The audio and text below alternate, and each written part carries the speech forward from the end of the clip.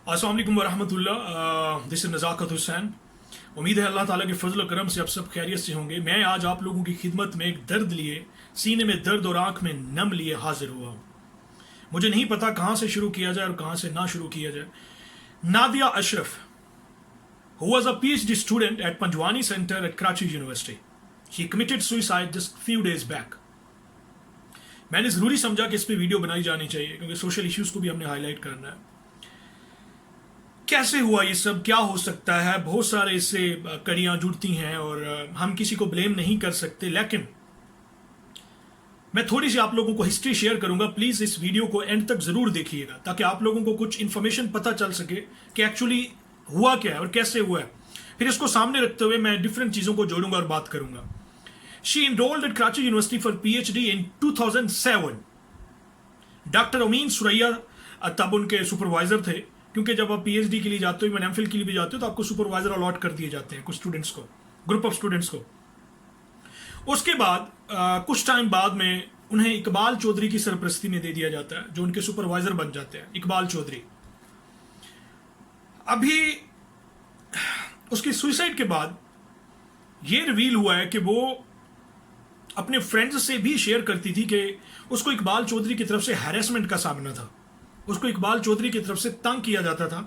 Guys, just imagine 2007 she enrolled for PhD, now it's 2020, almost like 14 to 15 years have gone. She wasn't able to pass the thesis, to pass everything.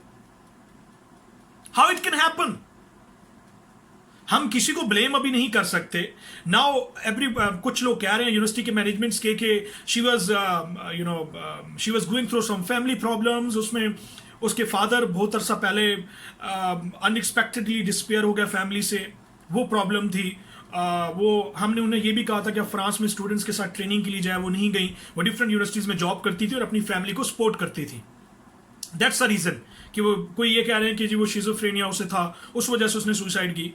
भाई okay, एक हर middle class बंदा इन सारी चीज़ों से गुजरता है, लेकिन अब उसके फ्रेंड्स और कराची यूनिवर्सिटी के स्टूडेंट्स की तरफ से ये इंकशाफ आता है कि वो अपनी फ्रेंड्स के साथ ये बात शेयर करती थी कि she was going through a severe depression just because of Iqbal Chaudhary who was her supervisor. मैं इस टॉपिक पर बात इसलिए कर रहा हूं बिकॉज मेरे लिए ये बात नई नहीं है।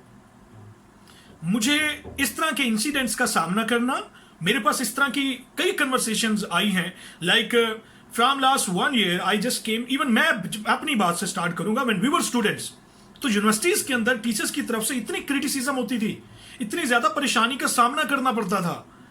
मीन्स मैं वो वर्ड यूज नहीं कर सकता, जिसे चापलूसी कहते हैं, वो करनी पड़ती थी। इसी तरह आपके कुछ यूनिवर्सिटीज के नेम हैं, आपकी फैसलाबाद यूनिवर्सिटी, आपका एग्रीकल्चर यूनिवर्सिटी, भावतीन जिक्र यूनिवर्सिटी, आपके इवन कायद-ए-आज़म यूनिवर्सिटी, और फिर डिफरेंट प्राइवेट इंस्टीट्यूट्स। हर जगह पे ये प्रॉब्लम है। मेरा ये मानना है कि गर्ल्स, स्पेशली फीमेल्स को बहुत ज्यादा प्रॉब्लम होता है। उनके सुपरवाइजर उन्हें तंग करते हैं। इवन थीसिस में उनको ये कहा जाता है कि आप हमारा नाम लिखें। मेल्स फिर भी यार मेल है, वो बच जाते हैं किसी तरह, बट फीमेल को बड़ा सामना करना पड़ता है इन चीजों का। So who the hell is responsible for all this stuff? क्यों, ये कौन से लोग बैठे हुए हैं यहां पे?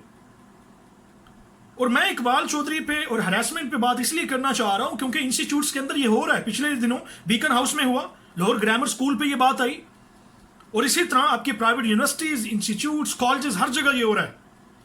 मेरे पास तो ऐसे ऐसे इंसिडेंट्स हैं कि गर्ल्स हॉस्टल्स के अंदर जो हॉस्टल वार्डन्स होते हैं, they do harass girls as well. देखो, एक मिडिल क्लास तबके से एक लड़की ताल्लुक रखने वाली, जब वो बेचारी रिक्शों पे, प्राइवेट बसेस पे धक्के खा के पब्लिक ट्रांसपोर्ट पे जाती है, तो आपको क्या लगता है उसे हरासमेंट का सामना नहीं होता? I have been in Lahore as well, I have been now I mean Islamabad, I have been in different places. हर जगह पे उसको ये चीजें सामना करनी पड़ती हैं बेचारी। उसके बाद एक गरीब माँ बाप सपोर्ट करके उसे पढ़ाता है, और फिर जब वो स्टेज तक जाती है तो उसे आगे से टीचर्स, प्रोफेसर्स, लेक्चरर्स, जो हमारी कौम के मेमार हैं, जो हमारी कौम को तमीर करने वाले हैं, उनकी तरफ से ये हरासमेंट का सामना। आपकी Gomal university, one of the latest case, इतनी बड़ी दाढ़ी। तो भाई ये जगह, ये सामना हर जगह है। मेरा ये मानना है इस केस के ऊपर proper, true, fair and free trial होना चाहिए। पूरी इन्वेस्टिगेशन होनी चाहिए कि हुआ क्या है। फैमिली प्रॉब्लम्स हर एक को होते हैं, बट पीएचडी वाला एक हाईलाइट हुआ इशू बड़ी स्ट्रांगली तरीके से हुआ है कि 15 साल से एक लड़की पीएचडी कर रही है, वो नहीं हो पा रहा, और फिर इकबाल चौधरी का नाम नॉमिनेट हाईलाइट हुआ, स्टूडेंट्स ने किया है, और उसने अपनी फ्रेंड्स में ये बात शेयर भी की है कि this is happening with me. मेरा ये मानना है कि मेरी बहन नादिया चली गई, लेकिन अल्लाह ताला उनको जन्नतुल फिरदौस में जगह दे, उनकी बख्शिश फरमाए इस एक्ट में। और काश आप इतनी दिलेर होती, थोड़ी सी बहादुरी करती, एक वीडियो बनाती, कैमरा उठाती और बात करती कि this monster is making my life hell. एक मिडिल क्लास लड़की को यह बेचारी को परेशानी हो जाती है कि मैं वीडियो बनाऊंगी तो लोग क्या कहेंगे। मेरा यह मानना है कि पेरेंट्स को अपने बच्चों को यह आजादी देनी चाहिए कि आपको कोई भी प्रॉब्लम हो, वो मिडिल क्लास है, वो लोअर मिडिल क्लास है, कोई भी है भाई, अपने बच्चों को इस तरह की आजादी दो कि अगर वो किसी मेंटल स्ट्रेस से गो थ्रू कर रहे हैं, they should come to you and they should talk to you. अगर उसको फैमिली की तरफ से माइट भी ये सपोर्ट नहीं थी, या फ्रेंड सर्कल जिन्हें वो बता रही थी, काश वो उसके लिए एक वीडियो बना देते। आज सब जो एहतजाज कर रहे हैं वो सब मिलके उस टाइम वीडियो बना लेते, वो उस टाइम मिलके आके प्रोटेस्ट करते, उस टाइम नेम हाईलाइट करते कि ऐसे ऐसे इशू है। ठीक है, हमारी रियासत में ये एक्शंस फौरी नहीं लिए जाते, लेकिन फिर भी अगर ये उस वक्त इशू हाईलाइट हुआ होता तो आज मेरी बहन नादिया आप सुइसाइड करके ना जाती, आपको इंसाफ मिलता। आप इतनी ब्रेव थी कि 15 साल आपने उस चीज को फाइट किया, लेकिन फिर हिम्मत हार गई। ना हारती, काश उस वक्त एक वीडियो बना लेती। मेरी ये तमाम पेरेंट्स से इल्तमास है, गुजारिश है, रिक्वेस्ट है कि अपने बच्चों को इतनी आज़ादी ज़रूर दें। आजकल सोसाइटी में इस तरह के वाक़यात बहुत हैं, हरेसमेंट बहुत है, रेप केसेस हो रहे हैं, हर बहुत है। अपने बच्चों की हिफाजत आपने इस तरह से करनी है कि अपने बच्चों को ये इख्तियार दें कि अगर उनके साथ कुछ ऐसा हो रहा है, वो इंस्टीट्यूट में हो रहा है, वो वर्किंग प्लेस पे हो रहा है, वो पब्लिक ट्रांसपोर्ट में कोई बंदा उन्हें तंग कर रहा है, उनके डेली जहां से आना जाना है वहां पे कोई तंग कर रहा है, तो आप उन्हें इतनी आज़ादी ज़रूर दें, पाबंदियां लगाने की बजाय कि वो आपके पास आए और आपसे शेयर कर सकें बात कि this is what we are going through. ये इसके लिए पढ़ा लिखा पेरेंट्स को होना लाजमी नहीं है कि अपने बच्चों को आज़ादी नहीं देनी, उनकी जॉब छुड़वा के घर बिठा देना है, अपनी फैमिली को सपोर्ट करने के लिए उनकी। तो फैमिली, मेरी रिक्वेस्ट है, कोई पढ़ा लिखा माँ बाप है, अनपढ़ है, कुछ अपने बच्चों को तालीम दे रहे हो, तो अपने बच्चों को यह आज़ादी ज़रूर दो कि वो आपसे आके फ्रेंडली शेयर कर सके। उन्हें ये डर ना हो कि उनका कॉलेज या यूनिवर्सिटी छुड़वा के उन्हें घर बिठा दिया जाएगा। तो मेरी एक तो अपील हमारी हायर अथॉरिटी से भी है, it's not a blame game, ये हायर अथॉरिटी से अपील है कि खुदारा ऐसे अगर केसेस आते हैं, अगर इंसाफ हुए होते, जैसे रेप केसेस, जैनब केस, उसके बाद कितने सारे, अभी मानसहरा में लेटेस्ट हुआ, एक कारी साहब ने मदरसे में एक बच्चे के साथ किया। कोई जगह सेफ नहीं है। हम फिर मदारिस को सिर्फ ब्लेम, कोई जगह सेफ नहीं है भाई। आपकी work place is not safe, आपके कॉलेजेस आर नॉट सेफ, आपकी यूनिवर्सिटीज आर नॉट सेफ, आपकी public places are not safe, parks are not safe. मैं मानता हूं कि हर जगह मर्द गलत नहीं है, there is a portion of 20% being a man, I am saying, जो सही है, लेकिन हमारी सोसाइटी में औरत हमेशा सफर करती है। वो 10-20% लिबरल तबका जरूर है औरतों का, लेकिन उसकी वजह से 80% सफर कर रही हैं। तो मेरी इल्तजा पेरेंट्स से भी है, बच्चों को सपोर्ट करें, कोई प्रॉब्लम हो आपसे आके शेयर करें। और मेरी फीमेल्स बहनों से ये रिक्वेस्ट है, मत सोचें लोग क्या कहेंगे। अगर आपको ऐसा कोई प्रॉब्लम है तो अजियत नाद जिंदगी में रहने से बेहतर है एक कैमरा उठाएं और एक वीडियो बना दें उस बंदे के खिलाफ, वो कोई भी है।